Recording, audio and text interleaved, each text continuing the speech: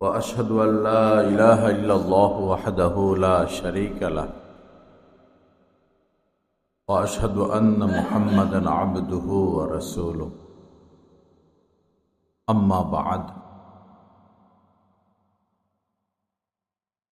فأعوذ بالله من الشيطان الرجيم بسم الله الرحمن الرحيم استغفروا ربكم ثم توبوا إليه صدق الله مولانا العظيم وقال رسول الله صلى الله تعالى عليه وسلم والله إني لأستغفر الله وأتوب إليه في اليوم أكثر من 70 مرة أو كما قال عليه الصلاة والسلام وقال عليه الصلاة والسلام إن العبد إذا اعترف ثم تاب الله عليه أو كما قال عليه الصلاة والسلام اللهم صل على سيدنا ومولانا محمد وعلى آل سيدنا ومولانا محمد وبارك وسلم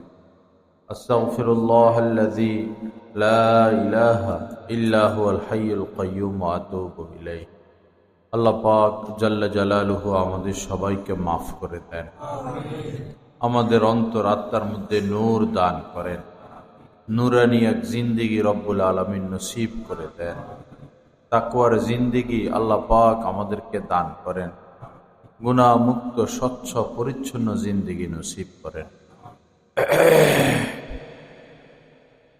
মৃত্যুর পরে দুই স্থান, জান্নাত এবং জাহান্নাম। আরেকটা আছে আরাফ। এটা জান্নাত আর জাহান্নামের যে দেয়াল, আরাফ।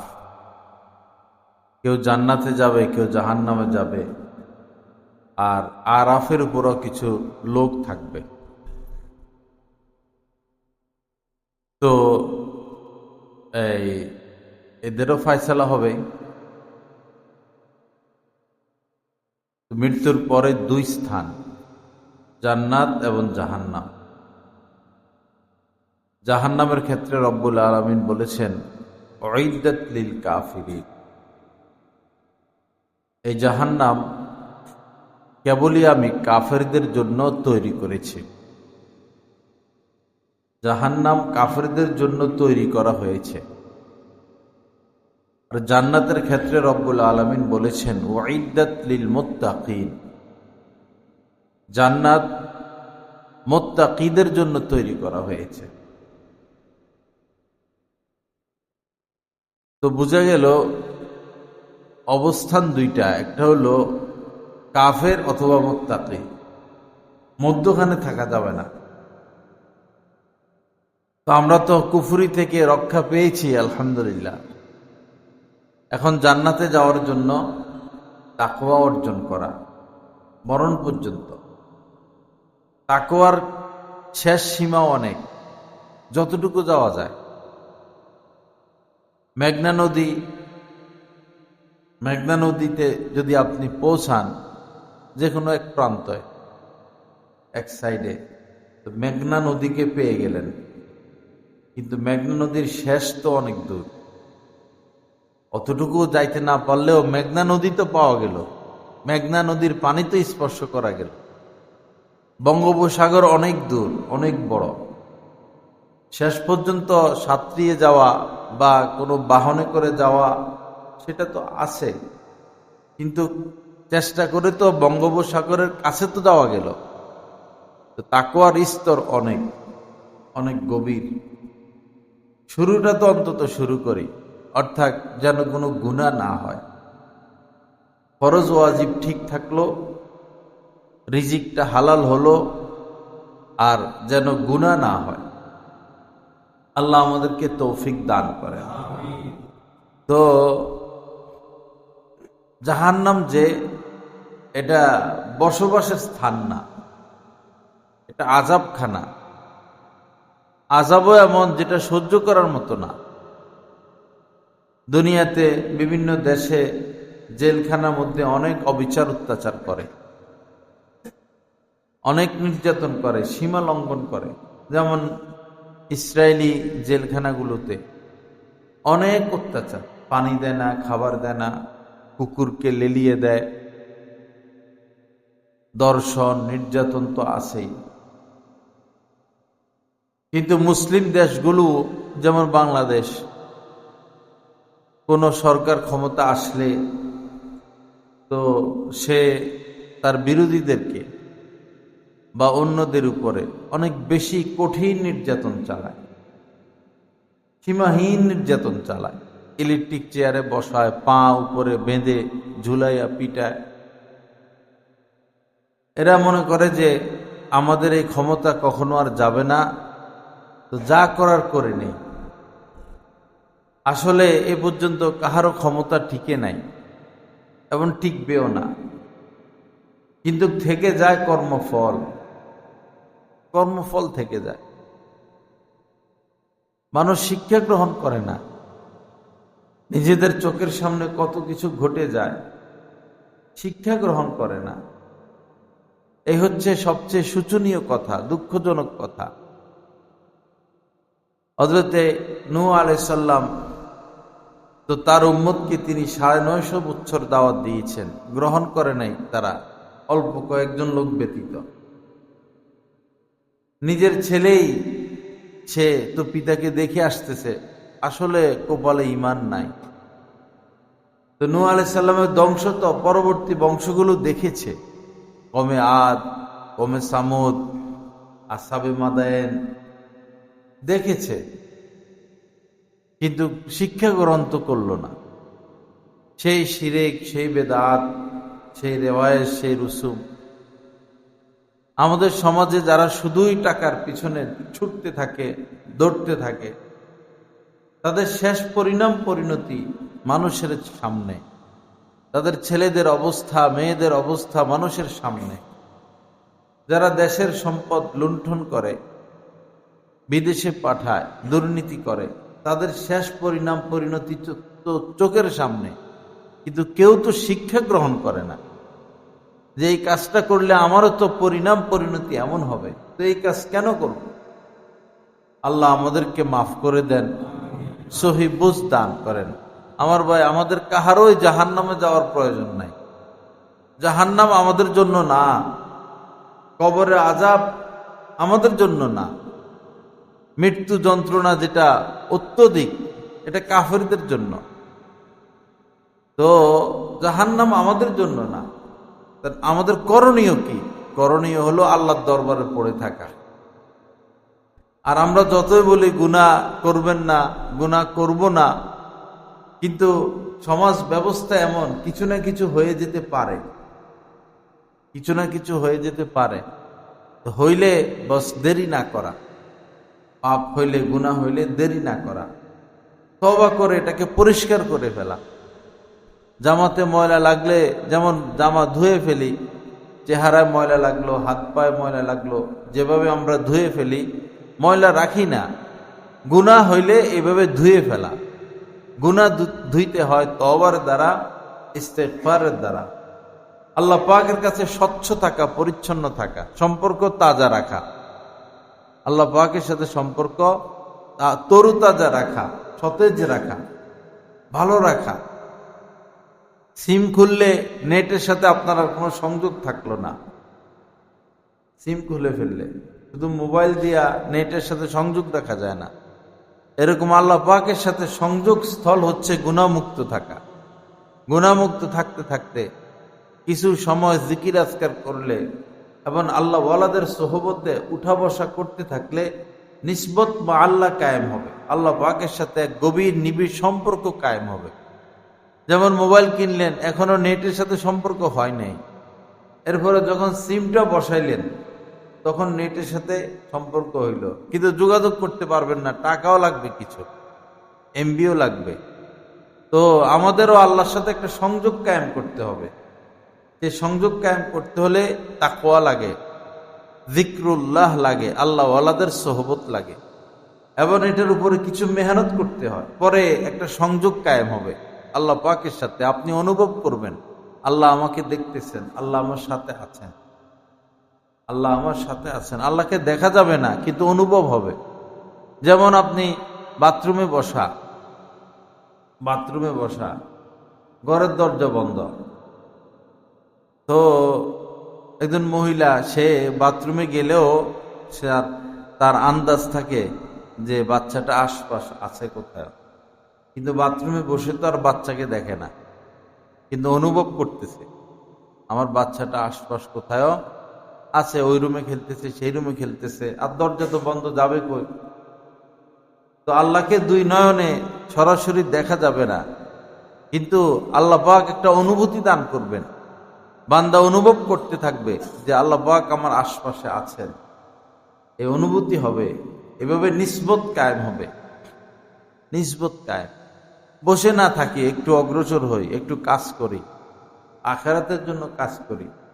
দুনিয়া কামানো তো নিষেধ না, দুনিয়া কামাবো, তার মানে এই নয় যে আল্লাহকে ভুলে যাব। যেটা আসল সেটাকে না ভোলা, যেটা আসল, যেটা থাকবে, যেটা নিয়ে যাব সেটাকে না ভোলা।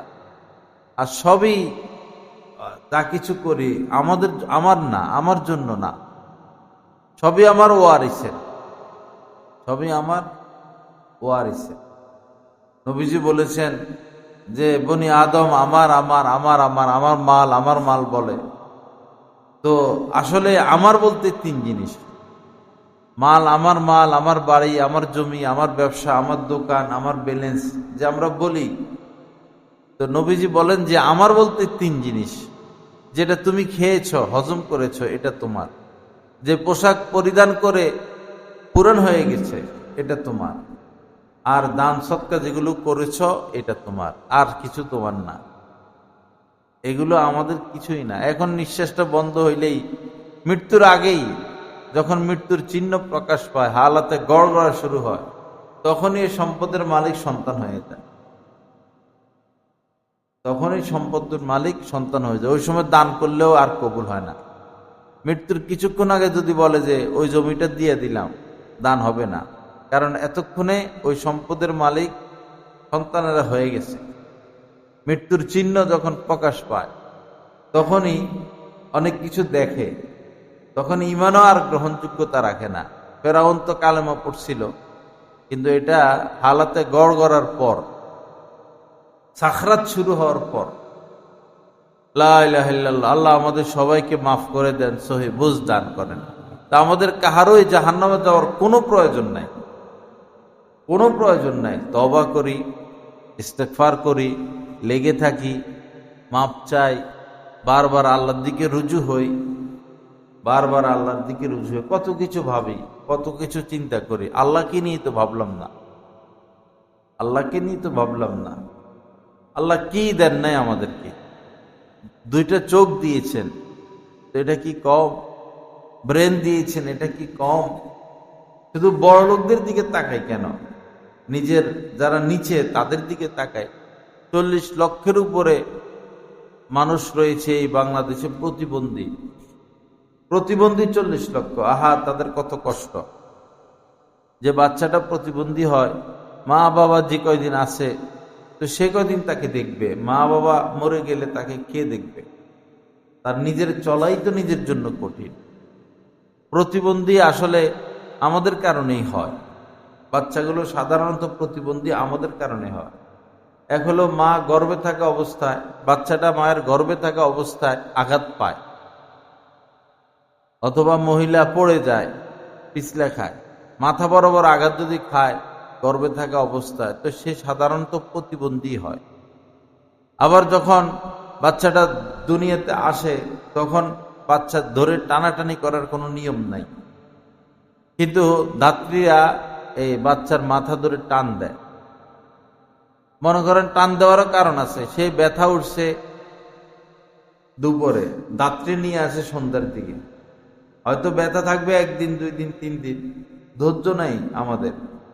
পরে ধাত্রী বা নার্সরা আসে, সারা রাত বসে থাকবে, বসতে বসতে 12টা 1টা, রাত্রে 2টা 3টা বাজে, পরে চেষ্টা করে হাত ঢুকাইয়া বাইর করার। এইটাই ভুল। বাচ্চা নিজে নিজে আসবে, বাচ্চা প্রসবের চেষ্টা করবে, মা, কিন্তু বাচ্চা ধরে টান দিবে না। টান দিলেই এরা সাধারণত প্রতিবন্ধী হয়। একটা বাচ্চা প্রতিবন্ধী হওয়ার চেয়ে মরে যাওয়া ভালো। আল্লাহর কাছে চলে গেল। একটা বাচ্চা হারিয়ে যাওয়ার চেয়ে মরে যাওয়া ভালো। হারিয়ে গেলে সে কোথায় আছে, কি করতেছে, আমাদের তো জানা নাই। মা বাবার ভিতর থেকে কষ্ট কখনো দূর হয় না। এরা পাচার হয়ে যায়, বিক্রি হয়ে যায়। হাঁস মুরগির মতো এদের সাথে আচরণ করা হয়। গরু ছাগল এক জায়গা থেকে আরেক জায়গায় যেমন নিয়ে যায়, দয়া মায়া করে না। এরপরে এদেরকে যেভাবে বিক্রি করে, এদেরকে যেভাবে ব্যবহার করে, মেয়েরা এভাবে বিক্রি হয়ে গেলে, ছোট বাচ্চারা বিক্রি হয়ে গেলে, হারিয়ে গেলে এরকম করা হয়। একবার একটা ছেলে উদ্ধার হয়ে আসছিল ইন্ডিয়া থেকে। পরে সে বলল যে হারিয়ে যাওয়ার পর পাহাড়ের জঙ্গলের ভিতরে মদের কারখানা, মদ তৈরি করে, ওইখানে ছিল। বাধ্যতামূলক কাজ করতে হইতো। তো কাজ করতে করতে করতে করতে সে বিশ্বস্ততা অর্জন করছে। মাঝে মধ্যে বাহিরেও আসতো। পরে একদিন সুযোগ বুঝে বাংলাদেশে চলে আসছে। কিন্তু এসে তো সে আর কেউ খুঁজে পায় না। এতটুকু মনে আছে, বাড়ি বরিশাল, নিজের নাম মনে আছে। ছোটকালে হারাইয়া গেছে, পত্রপত্রিকাও আসছে। এটা তো তাও নিয়ে কাজে লাগাইলো। কিন্তু যাদেরকে মেরে ফেলে, চোখ বের করে ফেলে, কিডনি বের করে, ফুসফুস বের করে, ব্রেন, একটা মানব দেহে তো আল্লাহ পাক কোটি কোটি টাকার সম্পদ দিয়ে রাখছেন। হাজার হাজার কোটি টাকার সম্পদ এই দেহে আছে, এমনি দিয়ে রাখছে। কখন আমরা শুকরিয়া আদায় করলাম? যাই হোক, এজন্য বাচ্চাদের দিকে বেশি খেয়াল রাখা।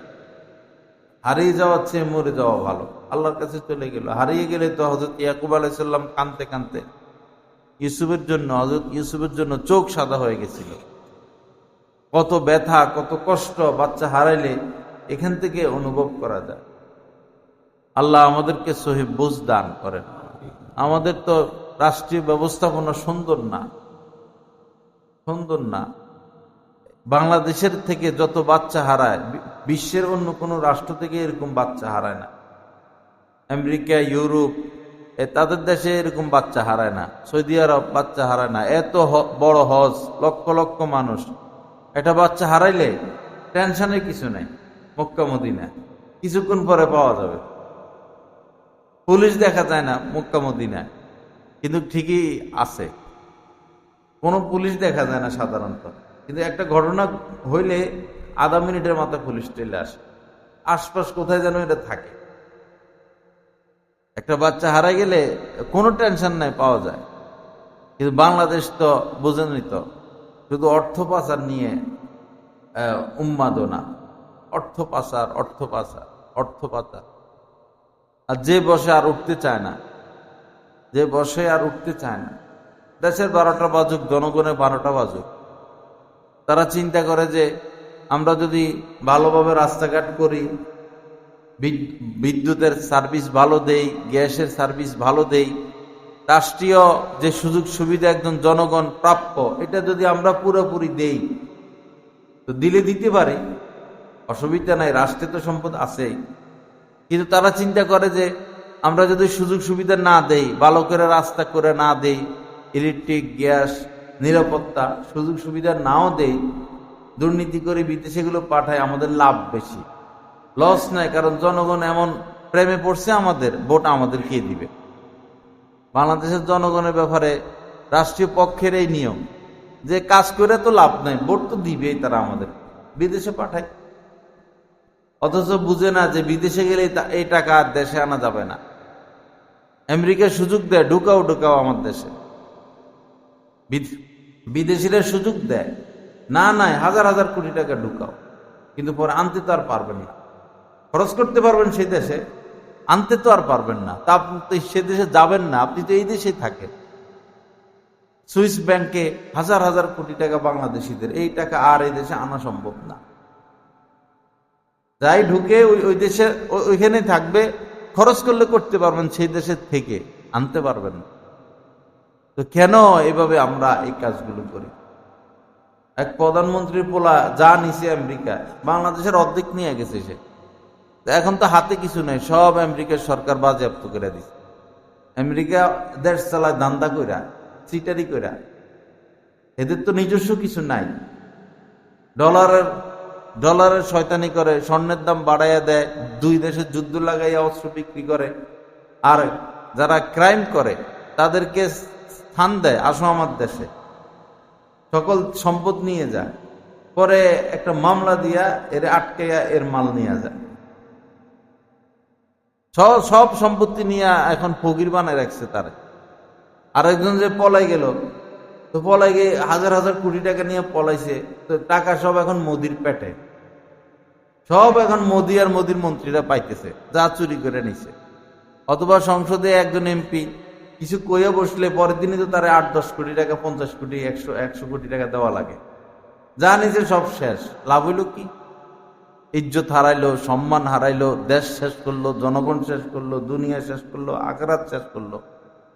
অন্যায় পথে না হাঁটি ভাই, অন্যায় পথে না হাঁটি, অন্যায় না করি, কাউকে কষ্ট না দেয়, কোনো প্রাণীকেও কষ্ট না দেওয়া, কোনো প্রাণীকেও কষ্ট না দেওয়া। হাঁস মুরগি গরু ছাগল জবাই করার ক্ষেত্রেও সহজ করা, ওরা যেন কষ্ট না পায়। বিসমিল্লাহি আল্লাহু আকবার জোরে বলা, হ্যাঁ, এবং ধারালো ছুরি দিয়া তাদেরকে জবাই করা। এত জোরে গরুরে পালায় মানুষ, ইটের উপরে সিঁড়ির উপরে পড়ে, এটা তো অবিচার, অবিচার করতে নাই।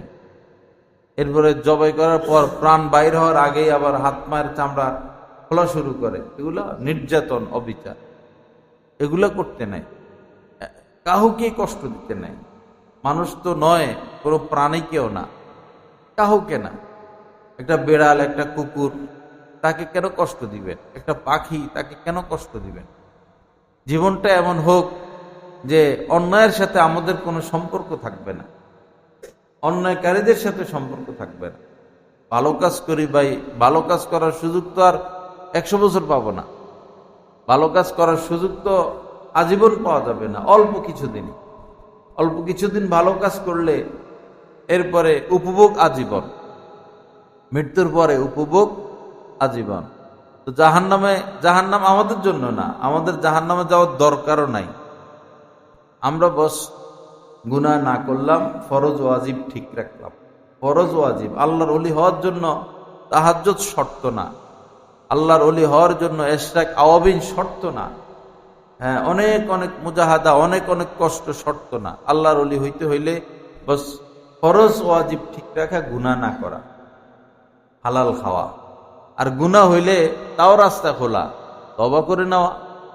গুনাহ হইলেই তওবা করা, গুনাহ হইলেই আল্লাহর কাছে মাপ চাওয়া, সম্পর্ক ভালো রাখা। যে হাদিসখানা আমি পাঠ করেছি, রব্বুল আলামিন বলেন, আল্লাহি, আল্লাহর কসম খাচ্ছেন তিনি, আল্লাহ রাসূল বললে এটাই তো কথা ফাইনাল, তারপর আবার আল্লাহর কসম খেয়ে বলতেছেন, আল্লাহি ইন্নী, আবার ইন্না আনছেন নিশ্চয়তার জন্য, ইন্নী লা, আবার লা আনছেন তাকিদের জন্য। যারা আরবি ভাষা বুঝে তারা এটা বুঝে আর কি, যে কি পরিমাণ তাকিদ এখানে, কি পরিমাণ গুরুত্ব। আল্লাহি ইন্নী লা আস্তাগফিরুল্লাহ ওয়া আতুবু ইলাইহি।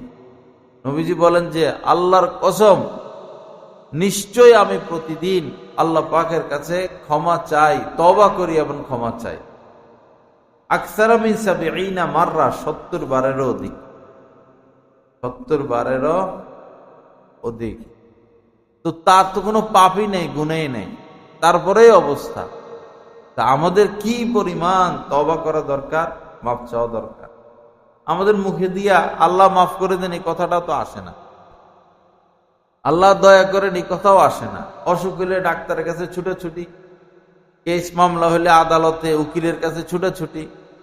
যে লাইনে বিপদ ওই লাইনে আমরা ছুটাছুটি করি, সমাধানের ফিকির করি। যেখানে মূল সমাধান সেদিকে আমাদের খবর নেই, মূল সমাধানের দিকে আমরা আগাই না। আল্লাহ পাক আমাদের সবার প্রতি দয়া করেন, মেহেরবানি করেন। আল্লাহ পাকের সাথে সম্পর্ক বাড়ানো, সুসম্পর্ক, সম্পর্ক বাড়ানো, সুসম্পর্ক, ভালো সম্পর্ক, সচ্ছলতার সাথে থাকা।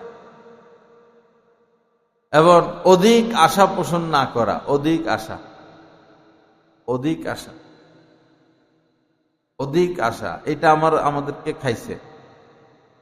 আশা এত বড় বড় এক এক মানুষের, এক একজনকে 1000 বছর করে হায়াত দিলেও আশা পুরা সম্ভব না। এত বড় বড় আশা করে বসে রয়েছে। বা এত বড় আশা করার দরকার কি? এক জীবনে আপনি আর কি করবেন? কম তো করেন নাই, এক জীবনে তো কম হয় নাই। আমাদের বিষয় হলো আমরা ছুটি অসৎ লোকদের পিছনে, খারাপ লোকদের সাথে উঠা বসা করি, এতে ক্ষতি হয়। আপনি অনুভব করে দেখুন, একজন ভালো লোকের সাথে ঘন্টাখানিক থাকেন, মনে করেন রাত্রের ব্যাপার চিন্তা করেন, রাত্রে ঘুমাবেন, মাগরিবের পর থেকে এসা পর্যন্ত আপনি একজন খারাপ লোকের সাথে থাকেন, দুনিয়াদার, যারা দুনিয়া নিয়েই ব্যস্ত, তো দেখবেন আপনার অন্তরাত্মার উপর এটার প্রভাব পড়ছে। আপনি ঘুমাইতে যায় শুধু মোবাইল টিপবেন, খারাপ লোকের সাথে ঘুরছেন না, মোবাইল টিপবেন, মোবাইলের এই ভিডিও দেখবেন, এই ভিডিও দেখবেন, গীবত করবেন, বাসায় গেলেও মন খারাপ, কিন্তু পাপের দিকে আপনাকে টানতেছে,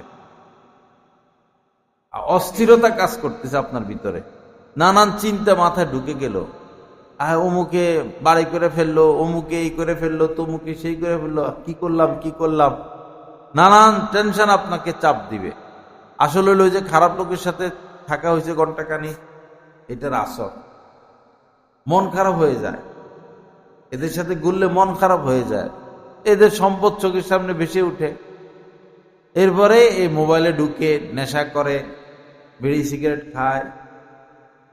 আবার আপনি কোনো আল্লাহওয়ালার সাথে থাকেন, মাগরিব থেকে আসা থাকেন, দেখবেন ইনশাআল্লাহ ওই প্রভাব কাজ করবে না, ওই প্রভাবটা কাজ করবে না। ইনশাআল্লাহ আপনি মোবাইল থেকে বেঁচে থাকতে পারবেন, পেরেশানি আসবে না, অস্থিরতা আসবে না, হায় হুতাশ কাজ করবে না। হায় হুতাশ যারা করে তাদের সাথে মিশবো না, নিজেরা হায় হুতাশ করবো না। ভাই রিজিক যেটা সেটা আসবে, যে মাছটা আপনার রিজিকে আছে, ওই মাছের পিঠে লেখা আছে আপনার নাম। একটা খেজুর দানার মধ্যে লেখা আছে এই খেজুরটা কে খাবে। বিষয়টা এতটাই স্পষ্ট। আপনি সারা জীবনে কয়টা ডিম খাবেন, কতটুকু পানি পান করবেন, কয়টা চাউল খাবেন, কি পরিমাণ ফল ভক্ষণ করবেন, সবই নির্ধারিত। কি পরিমাণ পোশাক পরবেন নির্ধারিত। হায় হুতাশ না করা, বাকি চেষ্টা করা হালালের উপর থেকে, চেষ্টা করা হারাম পন্থায় না যাওয়া। হারাম পন্থায় গেলে রিজিক বেশি আসবে না, যেটা নির্ধারিত সেটাই আসবে। আল্লাহ সহি বুঝ দান করেন, মাফ করে দেন। তো জাহান্নামে যাওয়ার আমাদের কোনো প্রয়োজন নাই, পেরেশানি ভোগ করার কোনো প্রয়োজন নাই। পেরেশানি কেন ভোগ করবে একজন মুমিন? আল্লাহ পাক একজন মুমিনকে, মুসলমানকে কেন পেরেশানি দিবেন? পেরেশানি আল্লাহ দেন না, আমরা পেরেশান হই। পেরেশানি আল্লাহ দেন না, আমরা পেরেশান হই। বিপদ মুসিবত নবী রাসূলদের উপরে এসেছিল, বরং আমাদের থেকে বেশি এসেছিল, কিন্তু তারা ধৈর্য ধরছেন, আল্লাহর উপর ভরসা করেছেন। তাদের বিপদ থেকে, বিপদ দিয়ে আমাদেরকে আল্লাহ শিক্ষা দিচ্ছেন যে বিপদ তো তাদেরকেও দিয়েছি, তারা কি করেছে সেটা দেখো। বিপদে তারা কি করেছে। বিপদ আসলে আউলিয়াগণ আল্লাহর দিকে ছুটেন, আর আমাদের উপরে বিপদ আসলে আমরা আরো দুনিয়ার দিকে ছুটি, দিনের দিকে আমরা আসতে চাই না। বন্ধু বান্ধব, আড্ডা, গল্প স্বল্প, রাজনীতিওয়ালারা রাজনীতি, খেলাওয়ালারা খেলা, মোবাইলওয়ালারা মোবাইল, টাকাওয়ালারা টাকা, সবাই ব্যস্ত। বা এই ব্যস্ততা আখিরাতের কি কাজে আসতেছে? এই ব্যস্ততা আমার আপনার জন্য আখিরাতের কি কল্যাণ বয়ে আনতেছে? অনেকে দিনের কাজ নিয়ে ব্যস্ত, আলহামদুলিল্লাহ, ভালো কথা, দিনের কাজ করতেছেন, যে লাইনে হোক। দিনের কাজ আমাদের দেশে বিভিন্নভাবে হয়, সবটাই হোক, সবটাই দিনের কাজ। কিন্তু বিষয় হলো গুনাহ থেকে বাঁচার ফিকির নেই।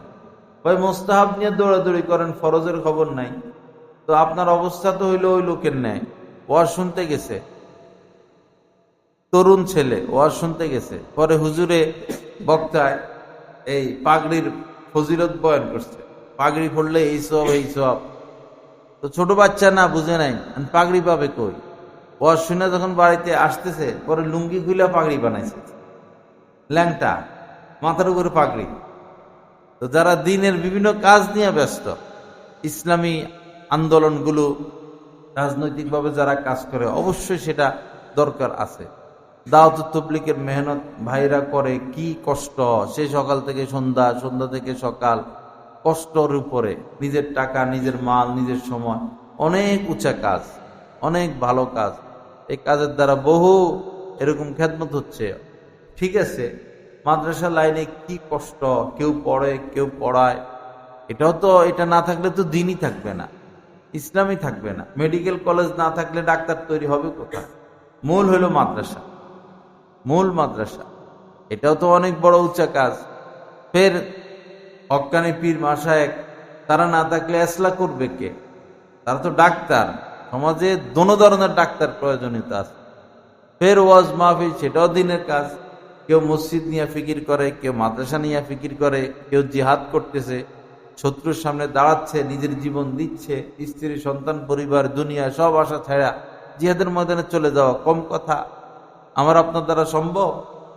যারা কাফেরদের সাথে লড়তেছে, অস্ত্র নাই, দিনের জন্য, আল্লাহর জন্য, কত উঁচা কাজ। আল্লাহ পাকের নিকট ওইটাই সবচেয়ে দামি কাজ, জিহাদ। তাদের ধারে কাছে আমরা কেউ নাই। যারা কাফেরদের সাথে লড়ে, তাদের কাজ উঁচা কাজ, তারাও তো কাজ করতেছে, সবই দিনের কাজ। কিন্তু এই সমস্ত দিনের কাজ বেশিরভাগই মুস্তাহাব। বেশিরভাগ কি মুস্তাহাব, না করলে গুনাহ নাই।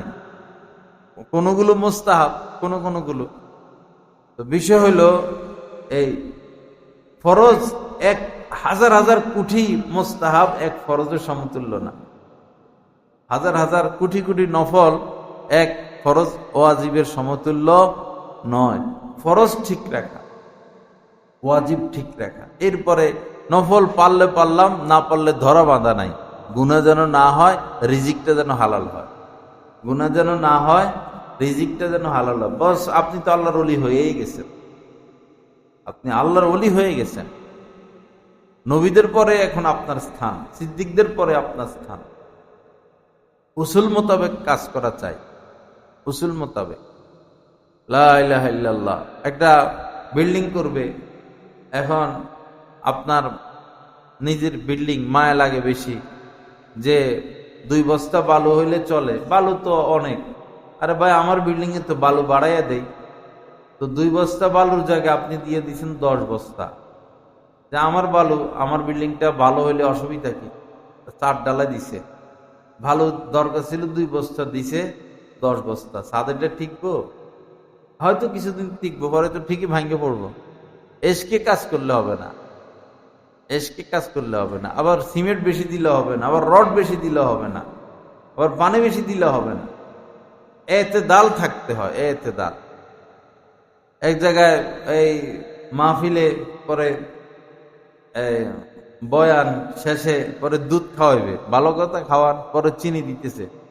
দুধে চিনি না দিয়াই খাওয়া ভালো। যাই হোক, পরে কাউরে 1 চামচ করে চিনি দিছে 1 গ্লাসে। পরে আমি বয়ান করছি, আমার প্রতি মহব্বত বেশি, তো মহব্বত প্রকাশ করলো কিভাবে? চিনি দিছে 4-5 চামচ, 3 চামচের উপরে দিছে মনে হয়। তো এখন আর এটা খাওয়া যাবে? এটা তো এখন এরকম মহব্বত তো ঠিক না। মহব্বতের মধ্যেও একটা কি থাকা লাগবে, গতি থাকতে হবে। লা ইলাহা ইল্লাল্লাহ। আল্লাহ পাক সহি বুঝ দান করেন, আল্লাহ পাক আমাদেরকে মাফ করে দেন। সবকিছুর ক্ষেত্রে এতেদাল রক্ষা করা, ব্যালেন্স, ব্যালেন্স, ব্যালেন্স ঠিক রাখা, ব্যালেন্স ঠিক রাখা, ব্যালেন্স নষ্ট না করা। আস্তাগফিরুল্লাহাল্লাযী লা ইলাহা ইল্লা হুয়াল হাইয়ুল কাইয়্যুম ওয়া আতুবু ইলাইহি। তো নবীজি কি বলেন? যে 70 বারেরও অধিক আমি আল্লাহি ইন্নী লা আস্তাগফিরুল্লাহ ওয়া আতুবু ইলাইহি ফিল ইয়াউমি আকসারা মিন 70 মাররা। প্রতিদিন 70 বারের উপরে। আবার অন্য হাদিসের মধ্যে আসছে, ইয়া আইয়ুহান নাস তুবু ইলাল্লাহ ফা ইন্নী আতুবু ফিল ইয়াউমি 100 মাররা। হে লোক সকল, আল্লাহর কাছে তওবা করো। তুবু ইলাল্লাহি ওয়াস্তাগফিরুহু, আল্লাহর কাছে তওবা করো, মাপ চাও, কেননা আমি প্রতিদিন কি ফা ইন্নী আতুবু 100 বার আল্লাহর কাছে তওবা করি, 100 বার। তো আস্তাগফিরুল্লাহ ওয়া আতুবু ইলাইহি, আল্লাহর কাছে বারবার মাপ চাইলে অসুবিধা কি? মুখটাকে নাড়ানাড়ি করি, আজে বাজে কথা, বিভিন্ন কথা তো বলা লাগে, এখন আমরা নিষেধ করলে তো হবে না। বর্তমানে গুরুত্বপূর্ণ ইস্যু রাজনীতি, এটা নিয়ে আলোচনা ঘরে ঘরে হয়। আচ্ছা, একটা সীমা রাখা তো চাই। সারাদিনই কি আলোচনাই করবেন?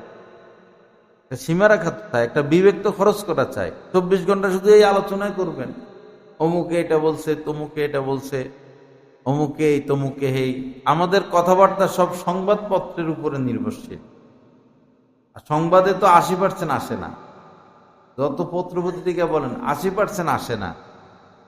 আসল কি সেটা আগেই চাবি আগে ঘুরে রাখছে, কি হবে না হবে এটা সব প্ল্যান আগে হয়ে রয়েছে। আমাদেরকে ব্যস্ত রাখে আর কি, এক একবার এক এক ঘটনা ঘটাইয়া ব্যস্ত রাখে। ওই যে বাচ্চা একটা কুয়ার নিচে পড়ে গেছে, উঠাইতে পারে না, মানে একটা কিছু একটা করব তারা, তো সবার মন রে দিছি কি এদিকে ঘুরাইয়া, যে বেকুব জাতি না আমরা, তোরা এটা নিয়ে গবেষণা কর, মিডিয়া টিডিয়া ক্যামেরা সেনাবাহিনী সব এদিকে, এরা যেটা করার কাম সারাই ফেলতেছে।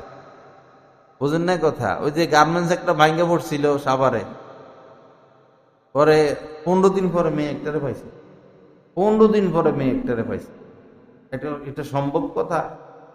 পরে পুরা দেশের মানুষ শুধু ওই মেয়ের ক্যামেরা টেমরা, মেয়ে মরে যেতেছে, হা হা। পরে এই সারা দেশের মানুষের নজর হইল মেয়েটার দিকে, এদিকে হেরে যেটা করা কিন্তু ওই সুযোগে করে ফেলতেছে। আমরা বেকুব জাতি না তো? সবার নজরে মেয়ে, আলোচনা সমালোচনা, সাংবাদিকদের সাথে দেখা করতে দেয় না, ধরে ফেলবো না। পরে সাংবাদিকরা এক ফাঁকে বলল 15 দিনে তো আপনার নখ বড় বড় হওয়ার কথা, নখ দেখি ছোট ছোট। 15 দিনে তো নখ অনেক বড় হইল না, তো নখ তো আগের সাইজে আছে, তো খাইলুনি ধরা। কিন্তু বাঙালি তো বেকুব জাতি, তো নেতায় আল্লাহর নাম নিচে, বস নেতার সব মাপ। নেতা আল্লাহর নাম নিচে, নেতার কি সব মাপ। আল্লাহর নাম নিয়েও জালিয়াতি। কেউ আল্লাহর নাম নেয় না নাস্তিক, আর কেউ নেয় আল্লাহর নাম নিয়ে জালিয়াতি করে। আল্লাহ হেফাজত করেন, সহি বুঝ দান করেন। এখন রাজনীতির আলোচনা নিষেধ করলেও হবে না, করবেন, সবাই করবে, একটা সীমা রাখা চাইতো। 10 মিনিট রাজনৈতিক আলোচনা হয়েছে, অন্তত 5 মিনিট আল্লাহকে নিয়ে আলোচনা করি। 1 মিনিট অন্তত ফাঁকে ফুঁকে আল্লাহর কাছে মাপ চাই, আল্লাহ মাফ করে দেন, আল্লাহর দিকে রুজু হই, আল্লাহকে নিয়ে একটু ভাবি, আল্লাহকে একটু সঙ্গ দেই। প্রতিদিনই মুহূর্তে মুহূর্তে আমাদের উচিত আল্লাহকে নিয়ে ভাবা, অধিক সময় চুপ থাকা, অধিক সময় চুপ থাকা, দিলকে আরশে আজিমে রেখে দেওয়া। দেহ থাকে জমিন পরে, আত্মা আকাশে। আল্লাহ ওয়ালাদের হালত হইল এটা, দেহ থাকে জমিন পরে, আত্মা আরশে। রূহ মন আল্লাহর কাছে দিয়ে রাখা। শুকর গুজার, শুকর গুজার, শুকর গুজার। রব কত কিছু দিলা, কত কিছু দিলা, সুবহানাল্লাহ। আকাশটা এত উঁচা না হইয়া ওয়াজ মাহফিল করে যে, তো একটা আকাশ তো আমরা বানাই ওয়াজ মাহফিলের সময়, সামিয়ানা দেয় কটটুক, নাহলে 10 হাত উপরে। বিল্ডিং বানায় কটটুক উপরে, কিন্তু আল্লাহ কত উপরে রাখছে আকাশ। আকাশটাকে কত রঙে ঢঙে তিনি সাজাইছেন। মানুষ ছাদরে, যারা যত বড় লোক হোক, একটা ছাদের 2 ডিজাইন চলে না, 1 ডিজাইন, আজীবন এই ডিজাইনই চলবে। আর আল্লাহ পাক আকাশে এমন ডিজাইন দিচ্ছেন, একটু পরে পরে ডিজাইন পরিবর্তন হয়, রং পরিবর্তন হয়, কালার পরিবর্তন হয়। আকাশের চেয়ে সুন্দর আর কি আছে দুনিয়াতে? আমরা হতভাগারা আকাশের দিকে কখনো তাকাইছি?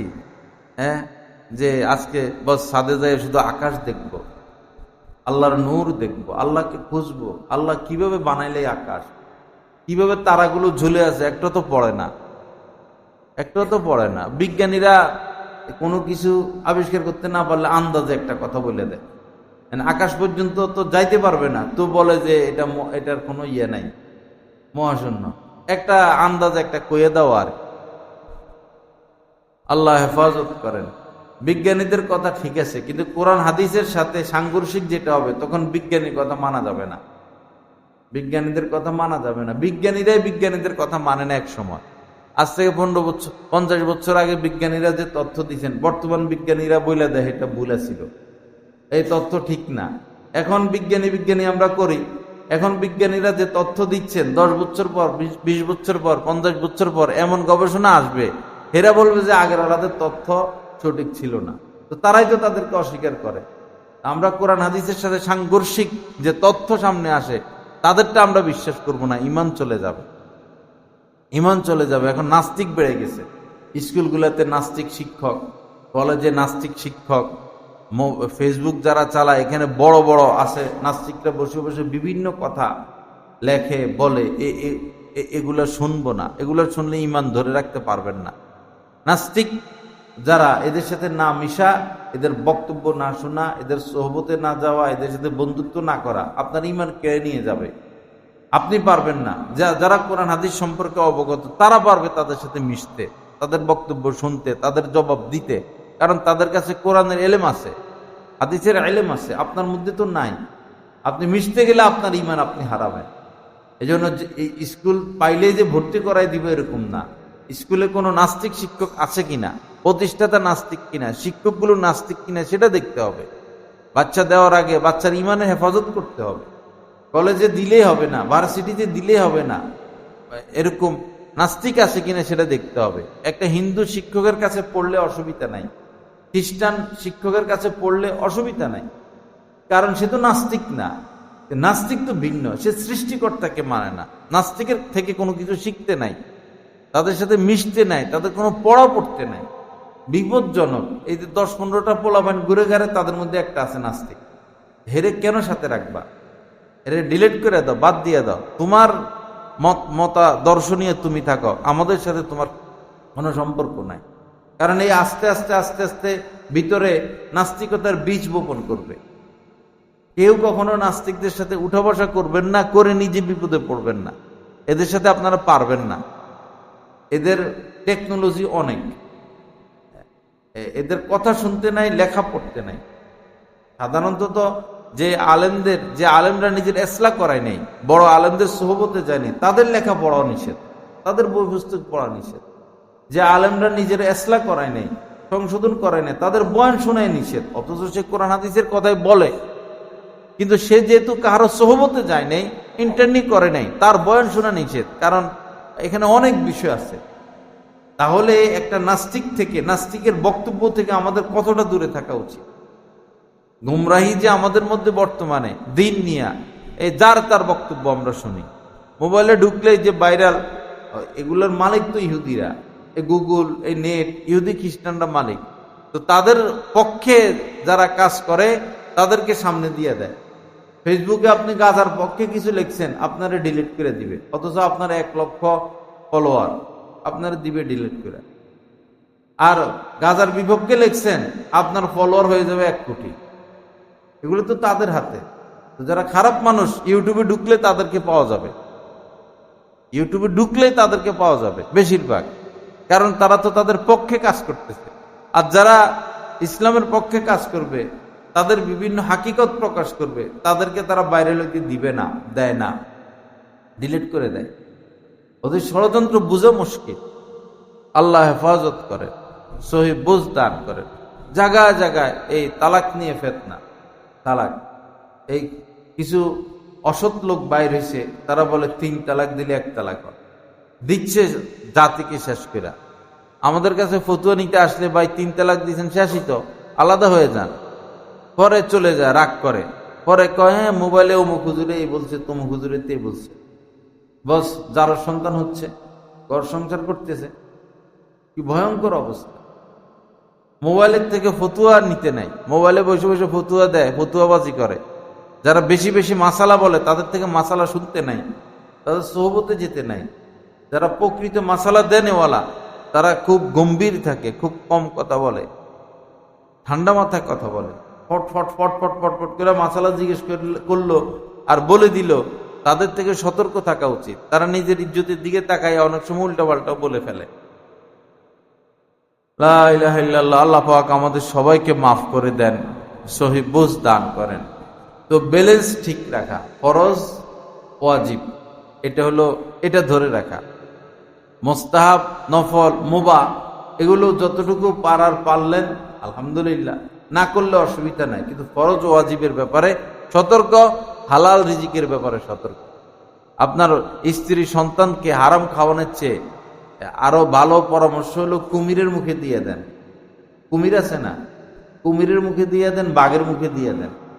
কি হইব, সে 1-2 মিনিট একটু কষ্ট পাইব, এরপরে সে জান্নাতে চলে যাবে। 1-2 মিনিট কষ্ট পাবে, অজ্ঞান হয়ে যায়। আল্লাহ পাক অটো সিস্টেম রাখছে, আগুনে নিক্ষেপ করলে কাউকে সে বেশিক্ষণ কষ্ট পাবে না, তা সে জ্ঞান হারিয়ে ফেলে। আপনার স্ত্রী সন্তানকে হারাম খাওয়ানোর চেয়ে কুমিরের মুখে দিয়ে দেন বা বাঘের মুখে দিয়ে দেন, এটা ভালো হবে। হারাম খাওয়ানোর চেয়ে, হারাম খাওয়ানোর চেয়ে এটা ভালো হবে। হারামখোর পালবেন কেন ভাই? হারামখোর সে কোন কাজে সে নিজেকে রক্ষা করবে? আপনি রিজিকে যার হারাম, যে হারাম খেয়ে বড় হচ্ছে, সে জিনা করবেই, সে জিনা করবেই, সে জুয়া খেলবেই, সে মিথ্যা কথা বলবে, সে নাফরমানি করবে, সে আপনাকে কষ্ট দিবে, সে ইসলামের বিপক্ষে দাঁড়াবে। সে তো অমানুষ তৈরি হচ্ছে, অমানুষ, পশু পশু তৈরি হচ্ছে। ইতিহাসে এরকম পাওয়া যায়, হাজ্জাজ ইবনে ইউসুফ যে জালেম বাদশা ছিল, তো তারে এই প্রথমে হারাম খাওয়াইছিল। এমন রোগ হয়েছে তার, হাজ্জাজ ইবনে ইউসুফের, ছোটকালে ভালো হয় না, ভালো হয় না, ভালো হয় না। আসলে ইবলিস তারে তৈরি করে নিছিল। পরে এই ইবলিস এরকম ডাক্তারের শুরুতে আইসা বলছে যে পাঁঠা জবাই করে তারে রক্ত পান করা, হাসি বা ছাগল, এগুলো, তাহলে ইনশাল্লাহ সুস্থ হবে। পরে ঠিকই রক্ত পান করাইছে, তারে হারাম খাওয়াই দিছে আগে। পরে দেখছেন তো হারাম খাইয়ে কি করছে হাজ্জাজ ইবনে ইউসুফ, সাহাবাদেরকে হত্যা করছে। তার চোখের সামনে যাদেরকে হত্যা করা হয়েছে, জবাই করা হয়েছে, তাদের সংখ্যা 1,20,000। তার চোখের সামনে যাদেরকে জবাই করছে। রক্ত পিপাসু আছে, রক্ত পিপাসু, শুধু রক্তপাত পছন্দ করে। আমাদের দেশও আছে এরকম, ডাইরেক্ট মাইরে ফেলবো, রক্ত পছন্দ করে। কেউ আছে টাকা পছন্দ করে, কেউ আছে ক্ষমতা পছন্দ করে, কেউ আছে সম্মান পছন্দ করে। যেমনি হোক তার সম্মান লাগবে, ইজ্জত দিতে হলে ইজ্জত দিবে, তার সম্মান লাগবে। এ ধরনের লোক থেকে পরহেজ করা, দূরে থাকা। রক্ত পিপাসু অনেক, সব মাইরে ফেলবে, খুন করে সব শেষ করে ফেলবে। পরিস্থিতি বড় নাজুক। ইমামদের, আলেমদের কোনো নিরাপত্তা এখন নাই। আমরা যে মিম্বারে বসে সমস্ত কথা বলি, আমাদের কোনো নিরাপত্তা নেই। আর যাদের দরদে আমরা বলি, তারাও আমাদের আপন না, তারা আমাদের আপন না। তারা তাদের স্বার্থের হিসাব করে, কতক্ষণ হুজুরে আমার আমি যে লাইনে আছি আমার পক্ষে কতক্ষণ ছিল, তাহলে হুজুর ঠিক আছে। যখন একটু কিছু বিপরীত আসে, তখন উনি আর ভালো না। সবাই তো একজনকে ভালোবাসে বসে রয়েছে, কেউ দুনিয়া লাইনের, কেউ দিনই লাইনের, সাইড সাইড নিয়ে সবাই ব্যস্ত। যিনি আলেম, হক্কানি আলেম, আল্লাহকে ভয় করেন, তিনি তো সাইড নিয়ে কথা বলতে পারেন না, তিনি তো ধান্দা করতে পারেন না। তিনি তো ওই আয়াতের দিকে তার নজর, বাল্লিগ মা উনজিলা ইলাইক। আল্লাহ পাক বলেছেন, পুরা কোরআন যা যা নাজিল করলাম পুরাটা প্রচার করো, পুরাটা প্রচার করো। এখন পুরো বৈরবে হাঁটে দেখেন সুদের বয়ান কে করে, পুরো দেশের খবর নেন না, সুদের কথা কে বলে। এই রিক্সি যে কথাগুলো, যেগুলো বেশি বলা দরকার, কে বলে, কারা বলে। সবাই তো সুবিধাবাদী হবে না, কেউ না কেউ হাদি হয়েই যাবে। গুলি খেলে খাইলাম, মরলে মরলাম, দেশের মহব্বতে কিছু কথা বলেই ছাড়বো। কেউ এরকম হাদি মার্কা হবেই, বিদ্রোহী হবেই, জেলে গেলে যাবে। তা আমাদের উচিত তাদেরকে কদর করা, যারা এই দিনের মহব্বতে রিস্ক নেন, তাদের কদর করা, তাদের সমর্থন করা, তাদের পাশে থাকে। এটা আমাদের দায়িত্ব, কর্তব্য। নাহলে আমরাও আল্লাহর কাছে ধরা খাইতে হবে। তাদের বিরুদ্ধে না যাওয়া, কেউ বিরুদ্ধে গেলে তাদেরকে বোঝানোর চেষ্টা করা, ভাই তিনি তো দিন পেশ করতেছেন, তোমার গায়ে লাগছে লাগুক না, কোরআন হাদিসের বিপরীত কিনা সেটা দেখো। কোরআন হাদিসের বিপরীত হলে সেটা ভিন্ন কথা, কোরআন হাদিস মোতাবেক যদি কথা হয়, তো তোমার মানতে বাধা কিসের?